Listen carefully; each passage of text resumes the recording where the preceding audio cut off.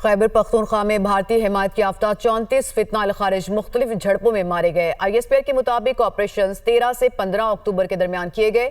Security forces का शुमाली वज़ीरिस्तान के spin warm के इलाके में इंटेलिजेंस बेस ऑपरेशन फायरिंग के शदीद तबादले में 18 खारिज जहन्नुम वासिल किए गए। सिक्योरिटी फोर्सेज का जनूबी वज़ीरिस्तान में खुफिया इत्तलात पर एक और ऑपरेशन फायरिंग के तबादले के दौरान 8 खारिज जहन्नुम वासिल किए गए। बन्नू में तीसरी कार्रवाई के दौरान सिक्योरिटी फोर्सेज ने मजीद 8 खारिज को हिलाक किया। अज़्म इस्तेहकाम के तहत भारतीय हिमायत याफ्ता फितना अल खारिज के खिलाफ कार्रवाइयां जारी हैं। खैबर पख्तूनख्वा में भारतीय हिमायत याफ्ता 34 फितना अल खारिज मुख्तलिफ झड़पों में मारे गए। ISPR के मुताबिक ऑपरेशन 13 से 15 अक्टूबर के दरमियान किए गए।